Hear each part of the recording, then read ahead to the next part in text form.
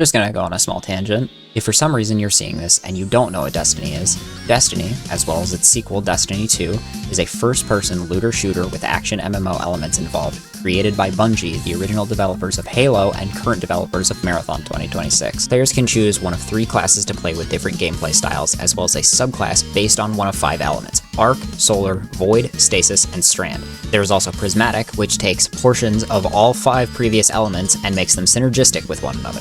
It has an emphasis on gunplay complemented by ability use, both of which contribute to a meter allowing the player to cast something called a super. It has both PvP and PvE game modes, including endgame PvE activities known as raids and dungeons, with a unique armor and weapon system orbiting around exotic gear with unique traits and interactions with your build, as well as weapons occupying 3 different slots: Kinetic, Stasis, Strand, Arc, Solar, Void, and Power, which can be any of the 6. The gameplay is built upon you utilizing weapons meant to work in tandem with your subclass, enabling ability cycling or buffs to maintain survivability by increasing outgoing damage, decreasing incoming damage, or both. Tangent over. What does it mean to fall in love with Destiny? I mean, really, where does one even start? This is such an abstract game, defined in such a way that words can't really put into perspective how one can fall in love with it. It's a PvE shooter, it's a PvP shooter, it's an ability cycling MMORPG, in the most primitive sense. It's an open zone, exploratory, build crafting sandbox. It's a casual game, it's a competitive game, it's an easy game, it's a hard game, it's a funny game, it's a frustrating game. And above all, it's one of the only games to have an incredible story, if it wants to tell an incredible story. It's one of the only franchises I have ever seen in history to have monumental highs and chasmic lows.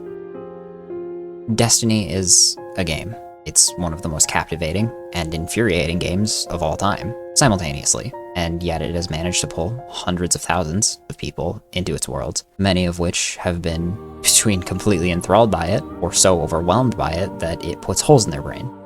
I've been playing Destiny on and off since The Taken King released back in September of 2015. I would be 12 at the time. Didn't even actually begin on my own account. It wouldn't be till post-Rise of Iron release, with Destiny the Collection, the physical disc, in December of 2016, that I started playing on my own. I am now 23, and on May 21st, 2026 at 11 AM Central Standard Time, Destiny 2, a game coming up on 9 years live service support, announced that it would be ceasing major content updates, and the franchise, along with the studio, would be going into an incubation period for an indefinite amount of time, moving forward with their current projects. Pretty easy to understand that this means Destiny is going on ice for who knows how long. Could be half a decade, could be a full decade, could be longer.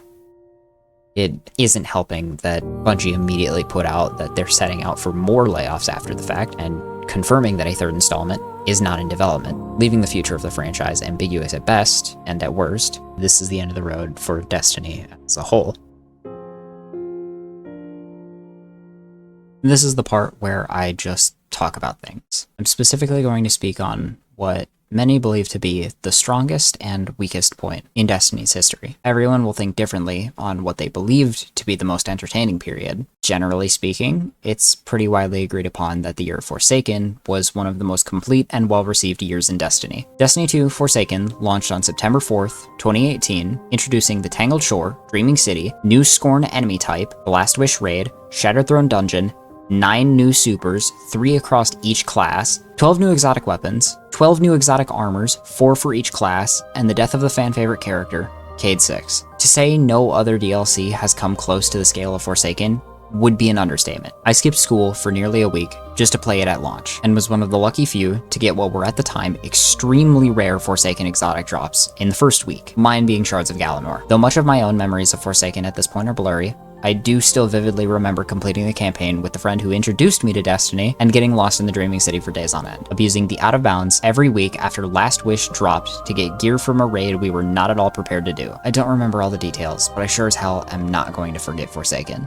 3 months to the day, on December 4th, 2018, Season of the Forge, otherwise known as Black Armory, released to, at the time, fairly mixed responses. With it came the Forge activity, Forge weapons, 5 new exotic weapons, the Scourge of the Past raid, and the first community puzzle, Niobe Labs. I did not complete Niobe. I tried several times, but none of my friends were exactly bright enough or had the weapons to solve it, and the few times I tried LFG for it typically didn't get through bypass 5, though I was lucky enough to get Anarchy in my first Scourge clear, and it's to this day in my top 5 favorite exotics. After Black Armory, I went on a year-long hiatus. Didn't touch anything related to Destiny until Season of Dawn. I will still give credit to Season of the Drifter and Season of Opulence for their additions to the game, as I'm aware both Reckoning's and Menagerie's weapons were extremely sought after. With Opulence also came the Crown of Sorrow raid, and though I don't remember many being fans of it due to its lackluster opening encounter and lack of a true second encounter, I can see why Monument to Triumph is seemingly dragging Galron out of the DCV for Pantheon 2.0.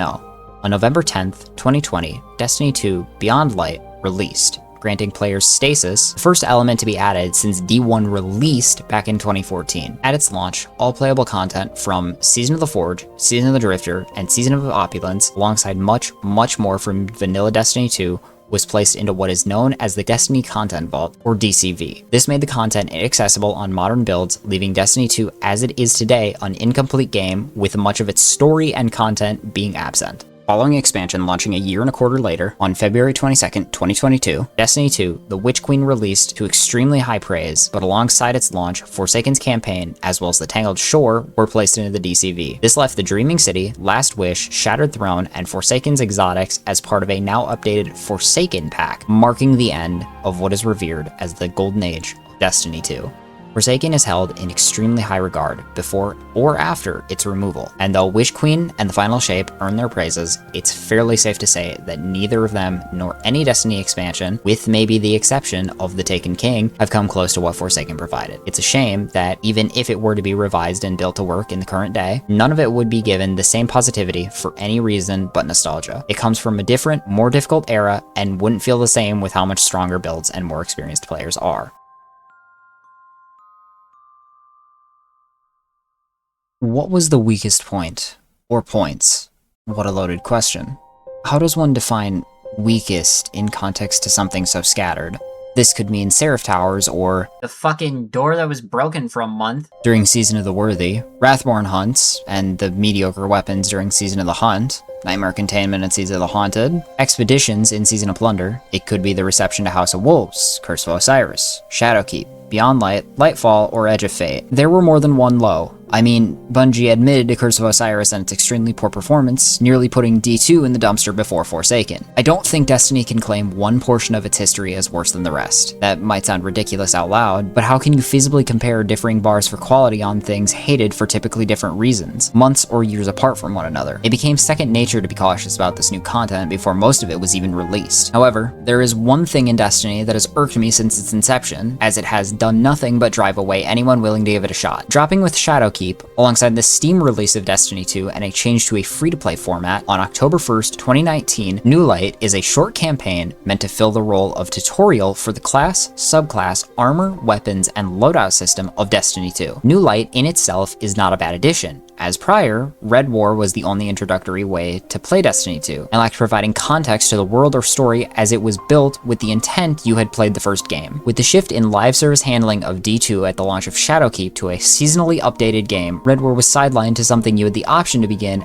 after you had completed New Light. The issues with New Light are how little it tries to set you in the world, having you interact with a lore-proven fraud while also overloading the player with information that does little to truly explain many intricacies like armor modding, weapon rolls, the now defunct subclass trees, whatever the fuck Strikes, Crucible, or Gambit is, and other issues. Since its addition, it has gotten numerous updates, including a tie-in quest to introduce subclass aspects and fragments, but to this day still struggles to truly give the players a direction, expecting them to get lost in the game and figure it out with their curated Nightwatch on their own. God only knows why they designed it this way, and I'm going to save us both time by not describing ways to fix it.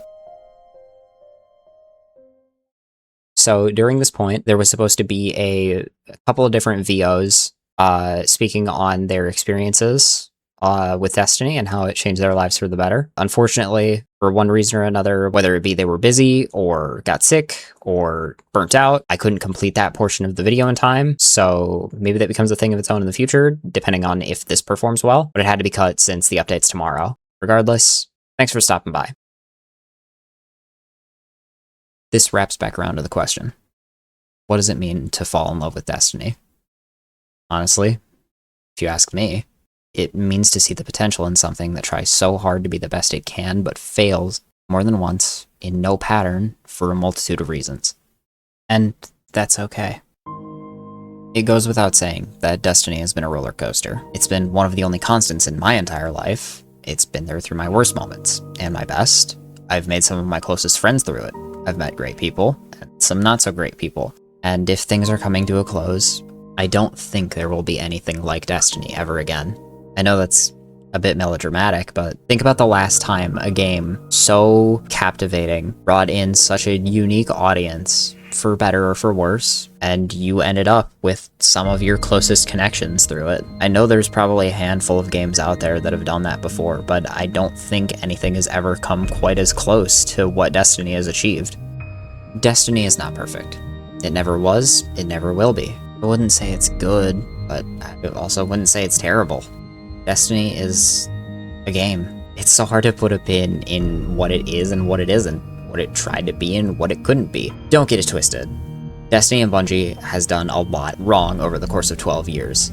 And yeah, I'll primarily be pointing fingers at the C-suite. I'm not going to name names, but a certain car collector should have his bloodline generationally cursed. It doesn't matter at this point though. If this is the end of the line, I will forever cherish this franchise, as will many. It's been a long past 3 weeks. Get some rest, and see you all Starside.